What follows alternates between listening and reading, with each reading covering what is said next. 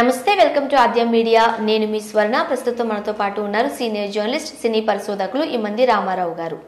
నమస్తే అండి రామారావు గారు. నమస్తే అమ్మా. రామారావు గారు, వివేకానంద రెడ్డి గారి హత్యకు సంబంధించి అవినాష్ రెడ్డి మెడకు ఉచ్చు బిగుస్తోంది అనుకుంటున్న నేపథ్యంలో, అంటే ఎప్పుడైనా అరెస్ట్ తప్పదు అని అనుకుంటున్న నేపథ్యంలో, నిన్న షర్మిల గారు ఇంతవరకు మౌనంగా ఉన్నారు అనుకున్న షర్మిల గారు కూడా నోరు విప్పారు.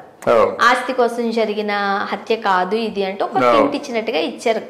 సో ఈ నేపథ్యంలో కొంతమంది ఏం చెప్తున్నారంటే, అవినాష్ రెడ్డి కనుక జైలు వరకు వెళ్తే ఈ నెక్స్ట్ వెంటనే మనకి జగన్ గారు రావాల్సిందే. ఒకవేళ అవినాష్ అరెస్ట్ అయితే జగన్ దుకాణం సర్దేసుకోవాల్సిందే అంటూ కొంతమంది మాట్లాడుతున్నారు. ఏంటంటారు? అంటే ఆ మాట అంత పద్ధతి కాదు, కానీ ఇంచుమించు అదే అభిప్రాయం రావచ్చు. తప్పు చేసే వాళ్ళకి శిక్ష తప్పదమ్మా. మనకి ఊరకనే పని లేక సత్యమేవ జయితే అని పెట్టలేదు. పూర్వీకులు వీళ్ళందరూ పెట్టారంటే పని లేక పెట్టలేదు. ఎక్కడ సత్యం ఉందో అది ఆ సత్యం ఎప్పుడూ జయిస్తుంది.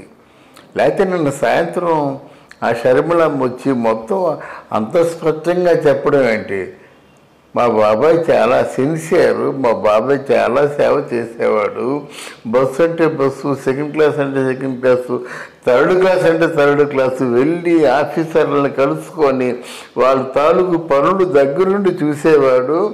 అంటే సిన్సియర్ ప్రజానాయకుడు అని చెప్పినప్పుడు ఒక పక్క ఆయన్ని ముండల ముఠాకోరం చేస్తే ఎంత అన్యాయం అది.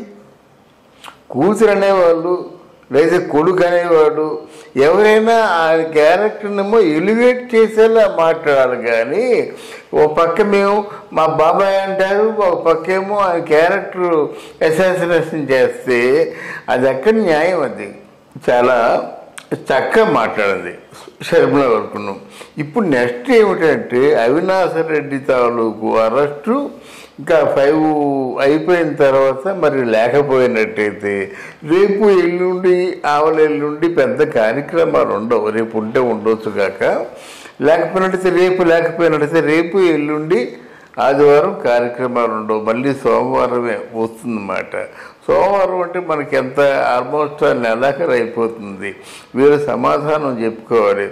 మరి ఏ అర్ధరాత్రి అరెస్ట్ చేసినా చేయొచ్చు, వాళ్ళ డ్యూటీ అవుతుందన్నమాట. అరెస్ట్ చేయకుండా వెళ్ళిపోయినట్టయితే రేపు ఒకవేళ ఆ జడ్జిమెంట్ సెక్షను, సిబిఐ సెక్షను శనివారం వర్క్ చేయదనుకోండి, ఇప్పుడేమవుతుంది, మరి ఆదివారం కూడా వర్క్ చేయడం జరగదు కదా. అందుకే అరెస్టులన్నీ సాధారణంగా శుక్రవారం పూటే జరుగుతాయి.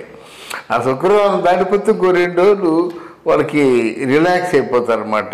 ఈ 2 రోజుల్లో చాలా పనులు చేయొచ్చు.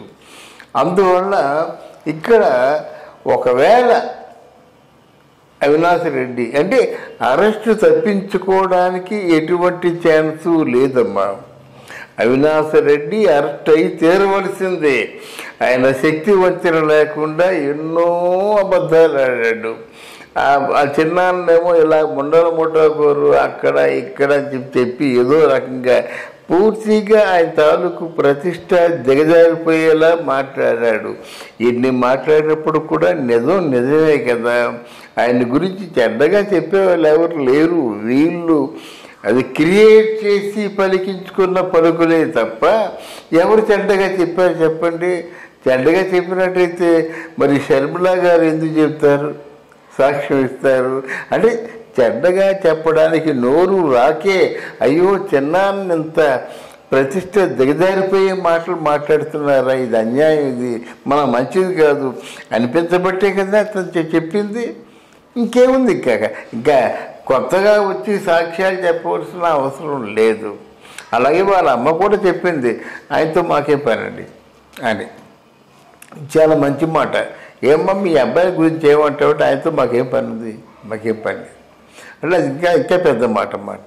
అందువల్ల ఒకవేళ దీని తర్వాత నెక్స్ట్ మూమెంటు భారతి తప్పకుండా ఆ 50 ఫోన్లలో ఏం మాట్లాడిందో, అలాగే అధిష్టానం ఎవరైతే ఉన్నారో, అధినాయకుడు ఎవరైతే ఉన్నారో వాళ్ళు ఎటువంటి భరోసా ఇవ్వబట్టి ఆయన్ని 17 పూట్లు పొడిచారో గొడ్డలతోని, ఇవన్నీ వస్తాయి దారిలోకి.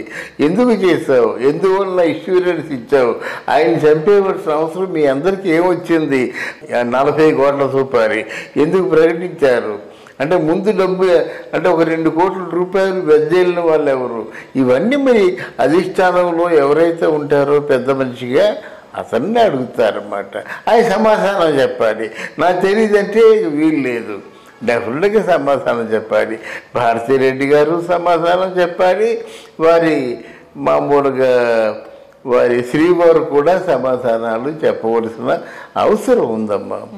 ముఖ్యంగా అవినాష్ రెడ్డి గారి విషయంలోకి జగన్ గారిని దూచుతున్నారు, ఇది రాజకీయ లబ్ధి కోసం చేస్తున్న విషయము, ఒకవేళ సీటు కోసము లేకపోతే ఆ రాజకీయంగా ఏదన్నా అడ్డుగా ఉన్నారేమో వివేకానంద అనుకుంటే అది అవినాష్కే చెల్లింది, కానీ జగన్ వరకు ఎందుకు వస్తారు అని కొంతమంది అంటున్న వ్యక్తిగత విమర్శలు, కొంతమంది చేత అనిపిస్తున్నటువంటి ప్రకటనలు, కొంతమంది చేత వీళ్ళు ఎన్ని విధాల కేసులు లేకుండా తప్పించుకోవాలో అన్ని విధాల కేసులు లేకుండా తప్పించుకుంటారమ్మా.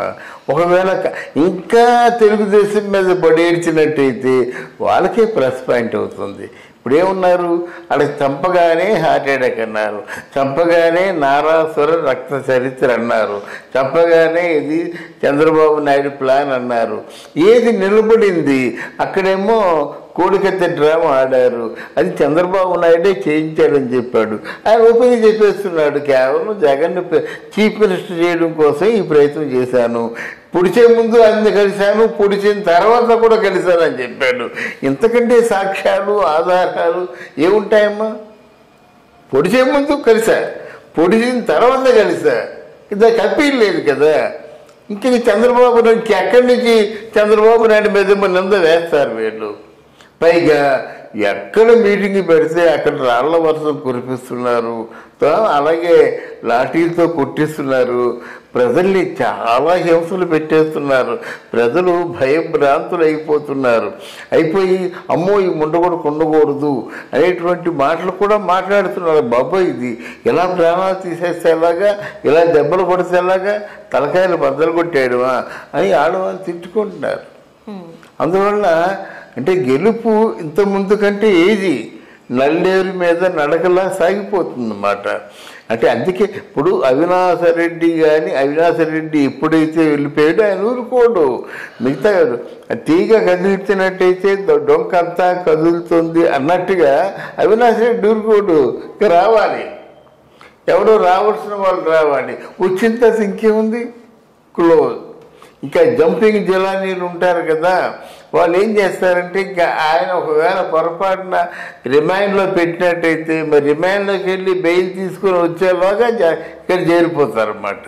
చేరిపోయి రాజకీయాలు ఆ శోభన్ బాబు గారు చెప్పినట్టుగా politics are the last resort for the scoundrels అంటాడన్నమాట.